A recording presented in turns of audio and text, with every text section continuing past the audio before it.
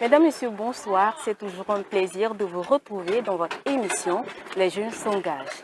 Nous sommes en compagnie du président de la start-up Green Industry Plastogo et nous allons discuter autour du thème recyclage des déchets plastiques. Alors bonjour monsieur, merci d'avoir accepté notre invitation. Bonjour Irène, merci d'être venu dans notre lieu que vous constatez. Je suis Bemagado, je suis le promoteur de l'entreprise Green Industry Plastogo, spécialisée dans le recyclage des déchets plastiques au Togo. Parlez-nous un peu de votre entreprise. Alors, Green Industry Plastogo est une entreprise sociale donc, qui s'intéresse à la gestion des déchets et qui est née à la suite des activités de l'ONG Stade. L'ONG Stade, je suis également le promoteur de l'ONG Stade, qui est née depuis 2011 quand j'étais à l'université de Lomé et qui avait eu pour mission de pouvoir accompagner l'État togolais à la gestion durable des déchets et à la protection de l'environnement de façon générale. Et donc, le constat était parti sur le fait que l'université de Lomé se retrouvait dans un état d'insalubrité important. Et en tant qu'étudiant à la faculté des sciences, moi, je m'étais donné pour mission de pouvoir rassembler les collègues étudiants pour participer à la résolution de ce problème environnemental qui ne donnait pas un bon visage à l'université, à notre temple de savoir. Et c'est lorsque nous avons démarré les activités avec des sensibilisations dans les amphis, avec les activités, les opérations de nettoyage des parcelles de l'université où il y avait les dépotoirs sauvages, et que progressivement, les difficultés que nous avons rencontrées dans le parcours, donc notamment les difficultés financières, pour amener les étudiants, n'est-ce pas, à continuer cette activité, qui ont entraîné progressivement à chercher des solutions. Parce que lorsque nous avons fait des requêtes au niveau de la présidence de l'université, au niveau des institutions de la République, pour chercher des moyens financiers pour accompagner l'action que nous avons démarrée avec les actions de nettoyage, de sensibilisation, nous n'avons pas pu avoir ces financements au départ et ça m'a poussé à chercher les moyens qui nous permettent de nous pérenniser. Et ces solutions qui nous permettaient de nous pérenniser, c'est de trouver une opportunité économique qui permettait de pouvoir garantir la pérennisation de cette activité. Et cette opportunité, en recherchant, donc j'ai découvert la filière du recyclage et particulièrement le recyclage du plastique. Et lorsque je me suis renseigné un peu plus, j'ai constaté qu'au Ghana, cette filière était un peu développée et je me suis tourné vers le Ghana pour chercher davantage d'informations et des possibilités de collaboration avec les entreprises qui existaient. Et donc c'est en ce sens-là qu'en 2013, je suis parvenu à mettre en place d'abord une action de récupération des déchets et de vente à l'état brut au Ghana. Et au fur et à mesure, les difficultés que j'ai rencontrées dans le parcours également, notamment les difficultés de transport des déchets plastiques à l'état brut avec le volume que cela occupe dans le véhicule, les difficultés douanières et même sur la route, les policiers qui sont rencontrés, tout ça avec des difficultés de passage.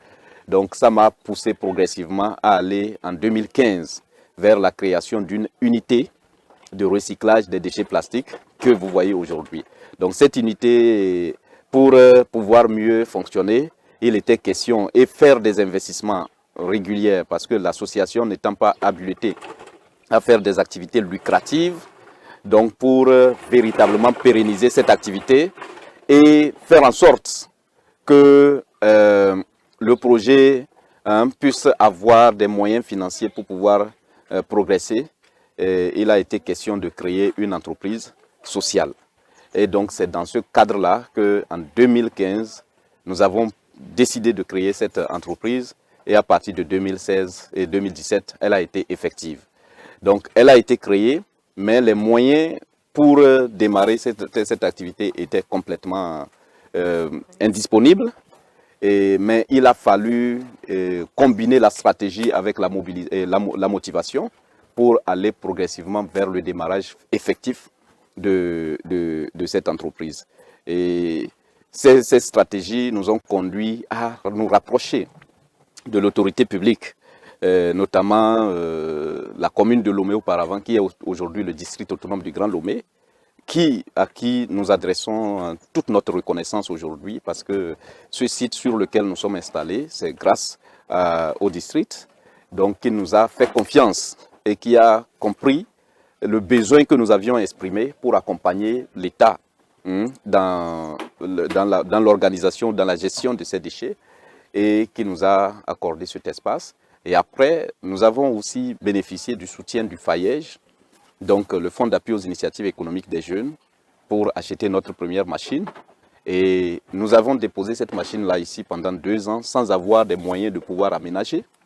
Et nous avons, je faisais même le gardiennage ici pour surveiller cette machine pour qu'elle ne soit pas volée ou qu'elle ne soit pas dépiécée. Et progressivement, j'ai continué par rechercher des moyens pour pouvoir vraiment faire démarrer cette unité. Et à partir de 2018, j'ai pu avoir la possibilité de gagner un appel à projet du PNUD à travers le programme de microfinancement du Fonds pour l'environnement mondial, qui a permis de pouvoir financer quelques actions, donc notamment le branchement électrique, le forage et puis quelques apatams pour pouvoir démarrer. Donc en 2018, si vous voyez l'état de ce site, vous ne pouvez pas imaginer qu'en 2023, qu'il soit dans cet état aujourd'hui que vous constatez.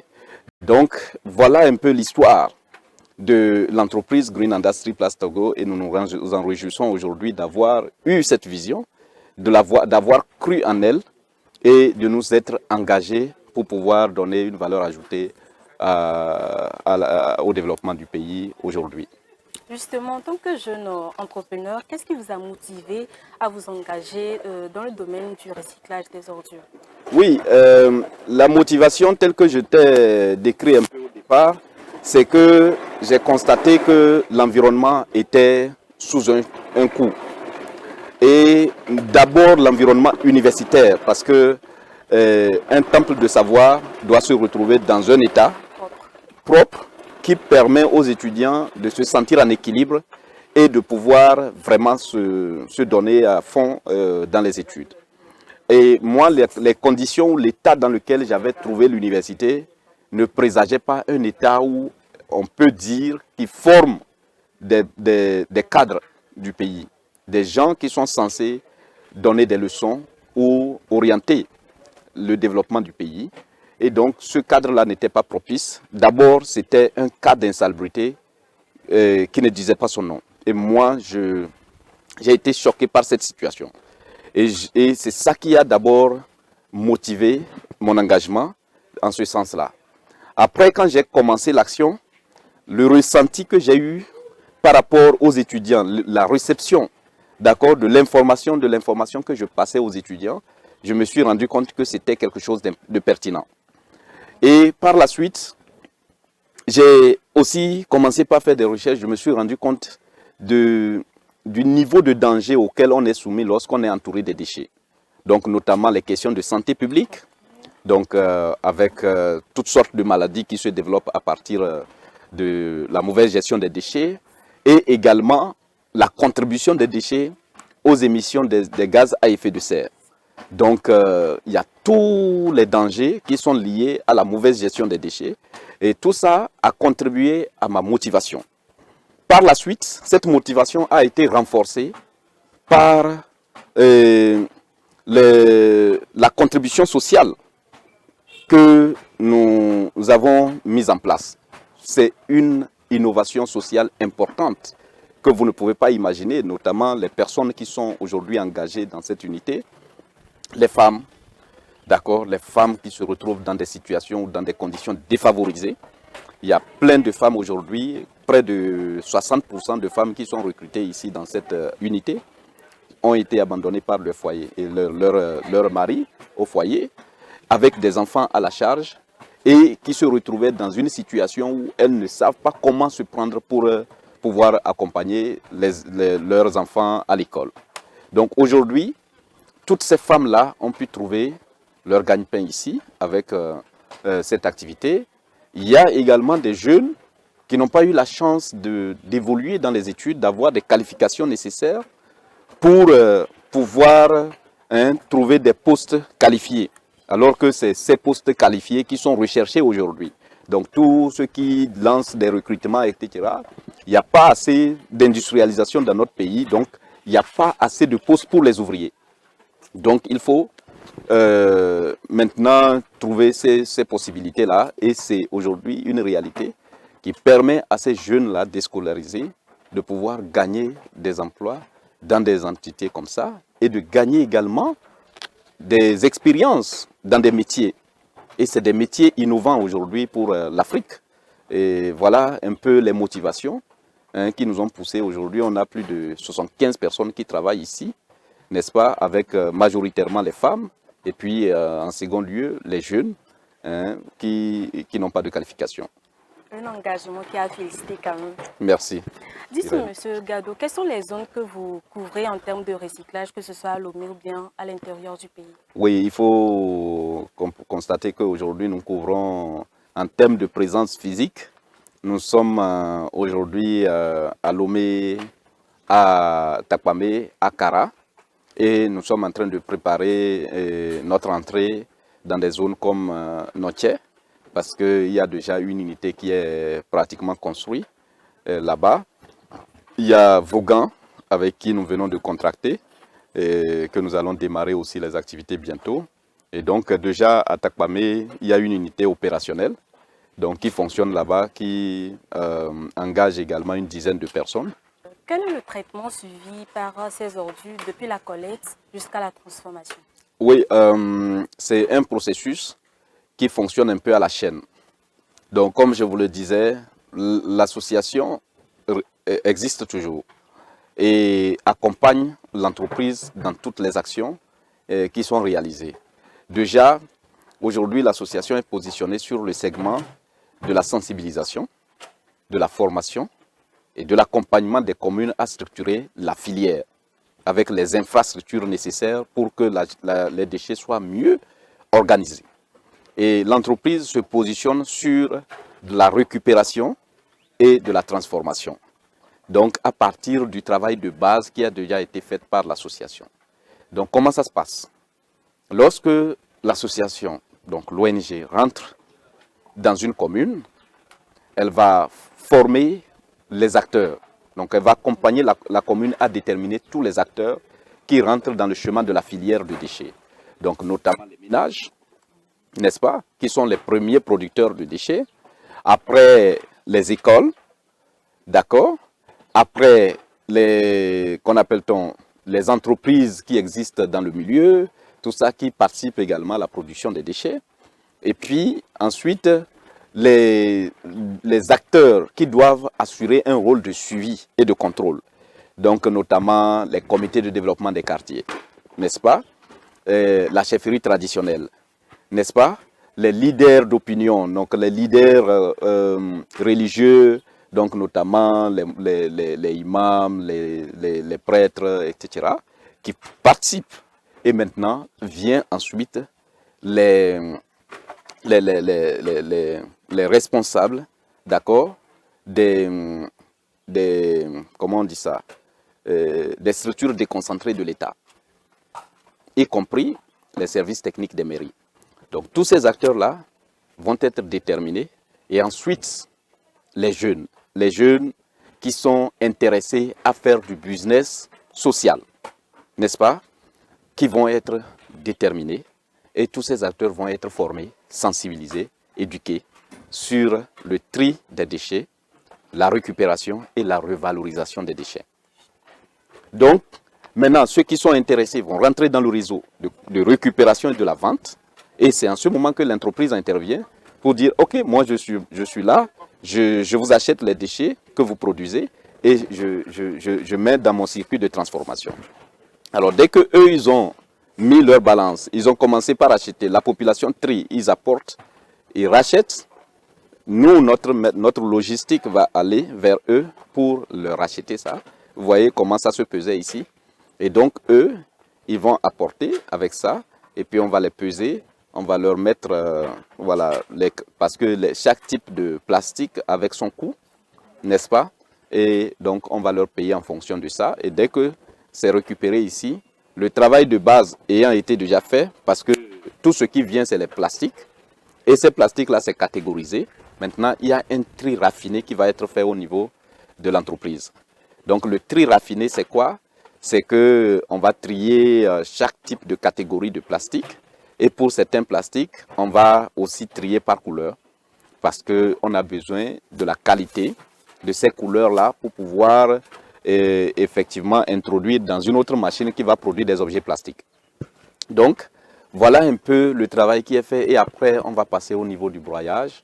Après le broyage, on va faire le recyclage pour avoir des granulés et ces granulés-là vont servir ailleurs. Mais entre-temps, nous avons démarré aussi une activité, une autre innovation pour qu'on appelle la transformation de ces déchets plastiques en pavés écologiques.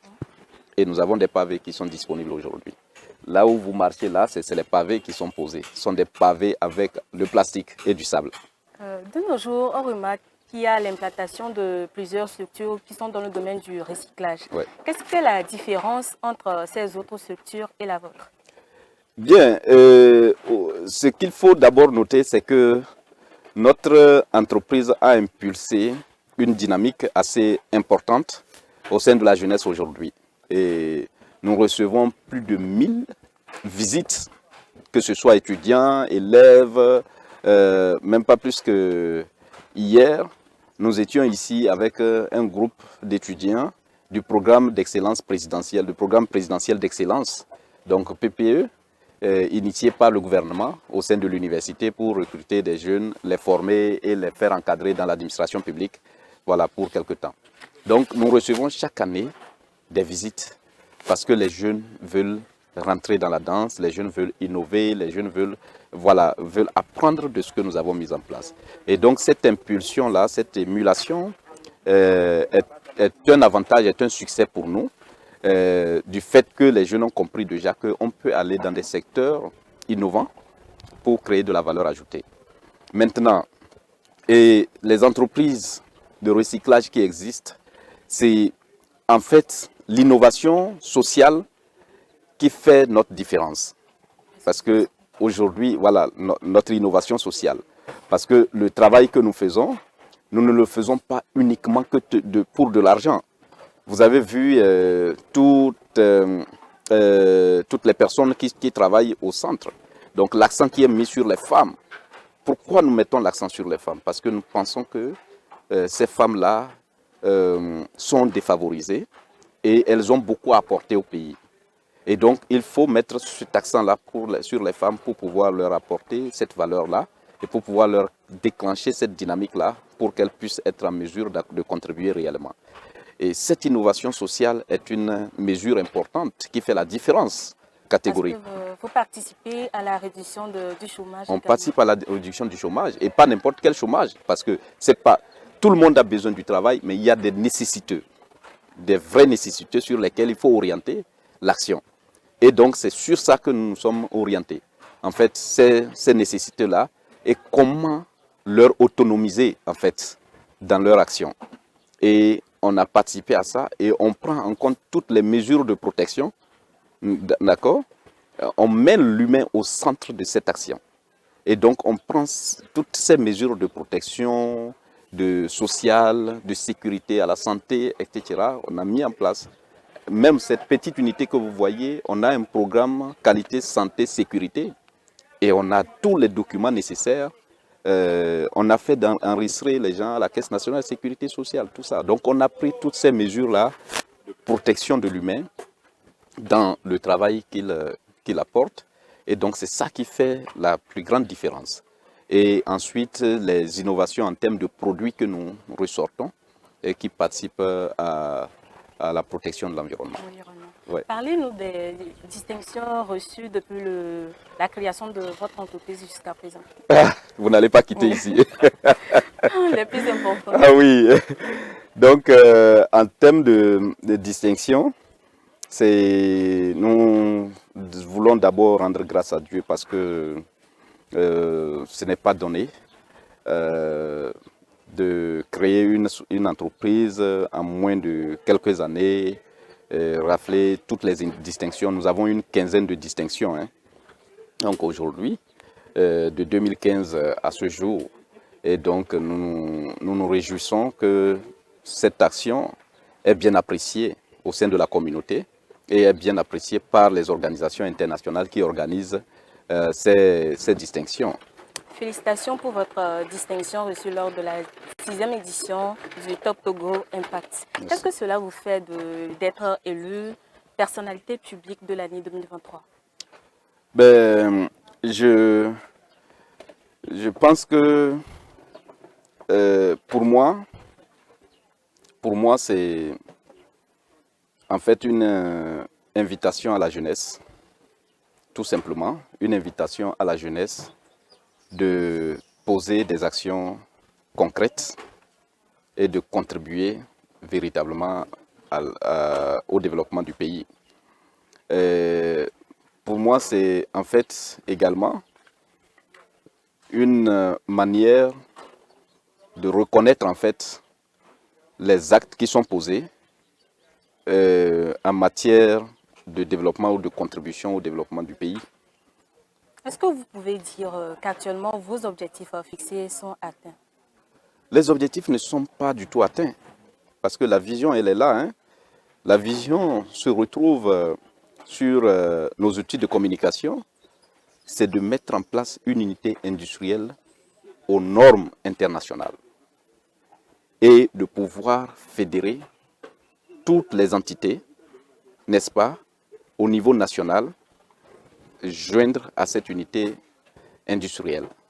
Donc pour que l'impact soit généralisé, parce que notre ambition, c'est de créer au moins 5000 emplois au Togo, 5000 emplois permanents et durables dans la filière de la valorisation des déchets et de faire en sorte que l'innovation en matière de gestion des déchets, le Togo soit un modèle pour tous les autres pays d'Afrique. Et donc, nous sommes en train de construire cette vision-là, nous poursuivons la vision, mais nous ne sommes pas encore arrivés à l'aboutissement de cette vision. Et donc, nous pensons que nous sommes sur le parcours, mais nous sommes sur la bonne voie. Et quelle est votre ambition pour la promotion de l'économie verte au Togo? Mais nous sommes pleinement dans l'économie verte. Et c'est la raison justement pour laquelle nous essayons d'accompagner les jeunes qui sont dans tout ce secteur-là, dans tous ces secteurs verts, qui participent à la réduction des émissions de gaz à effet de serre, qui participent à la protection de l'environnement, qui participent à l'assainissement du cadre de vie et qui participent notamment à la santé publique. Donc nous sommes plongés totalement dans ça et c'est pour ça que nous ouvrons totalement nos portes à tous ces jeunes-là qui viennent et qui veulent gagner de l'expérience. Et nous avons même jusqu'à aller créer des clubs environnement dans les écoles pour les enseigner la filière du recyclage. Donc nous avons aujourd'hui 150 écoles sur l'ensemble du territoire dans lesquelles nous intervenons avec des manuels éducatifs produits pour enseigner les élèves qu'on appelle l'économie verte. Donc c'est notre ambition, c'est notre vision, c'est de permettre à ce que les jeunes s'y intéressent parce que c'est le modèle économique le plus ambitieux, le plus intéressant aujourd'hui et le plus viable, donc qui permettent à l'homme de gagner, d'accord, ses revenus et en même temps de protéger l'environnement et de créer de l'emploi. Que pouvez-vous dire aux jeunes entrepreneurs qui sont dans le même domaine que vous? C'est de pouvoir avoir le courage, mais d'être assez patient, d'avoir le courage de foncer et de ne pas trop rester dans l'attentisme que voilà, l'État va me faire ci, l'État va me faire ça, parce que l'État ne peut pas faire pour tout le monde. Et c'est difficile parfois de pouvoir être sûr réellement de ce que, c'est-à-dire de votre vision, pour pouvoir vous accompagner réellement tel que vous le souhaitez. Parce que moi, si je devrais attendre véritablement que les gens comprennent ce que je portais comme vision, peut-être que je ne serais pas là aujourd'hui. Puisque je vous dis, j'ai fait 10 plans d'affaires à Fayège. 10. C'est le 10e qui a été accepté. Ouais, j'ai fait 10 plans d'affaires. Et à chaque fois que je fais un plan d'affaires, on me dit non, ce n'est pas encore là. Et à chaque fois que je fais un plan d'affaires, on me dit non, ce n'est pas encore là. Donc je suis parti de 10 millions à 3 500 000. Et quand j'ai pris 3 500 000, ça ne servait que à acheter une machine pour déposer. Donc je ne pouvais pas démarrer la machine. Je ne pouvais pas avoir de l'électricité, je ne pouvais pas avoir de forage, je ne pouvais pas construire, je ne pouvais pas avoir d'appartement, etc. Donc, mais j'ai pris la machine, j'ai déposé et j'ai commencé par rembourser le financement sans avoir démarré l'activité. Voilà. Donc c'est ça, c'est pour ça qu'il faut être animé de patience, il faut être courageux, il faut être ambitieux. Il ne faut pas attendre qu'on te fasse tout. Donc c'est en cela que j'invite les jeunes à se mettre à fond sur leur vision et de ne jamais baisser les bras et de savoir que tout le parcours dans lequel ils vont s'aventurer là, il n'y a aucun parcours où le chemin est droit. Et la leçon de la Côte d'Ivoire. Et donc, voilà, moi j'ai conduit Zémidian, j'ai fait tout, j'ai été à Lomé ici, je cherchais à manger seul, je courais dans tous les sens, mais j'étais focus et je respectais mes engagements. Parce que chaque fois que quelqu'un me fait confiance et il m'accorde quelque chose, je fais tout pour régler ça dans le temps. J'ai eu un enseignant qui m'a fait des cautions et au niveau de la microfinance, lorsque le Fayège voulait m'accompagner, il a fermé, les yeux fermés, il allait signer et il n'a jamais eu à regretter. La deuxième fois que j'ai demandé le crédit sans passer par le Fayège, l'institution n'a pas demandé à ce que je ramène Fayège parce qu'ils ont vu que j'ai été régulier dans mon remboursement. Ils ont accepté de m'accorder le crédit et le même enseignant est revenu signer les yeux fermés. Donc, c'est la confiance et c'est la crédibilité que tu dégages qui va faire que les gens seront à tes côtés. Nous sommes arrivés à la fin de cette émission. Monsieur Gadou, un message à l'endroit de la population pour les inciter à moins polluer l'environnement. Oui, c'est de demander aux gens de rentrer dans la dynamique que nous sommes. Les déchets posent énormément de problèmes. Le premier problème, c'est le problème de santé.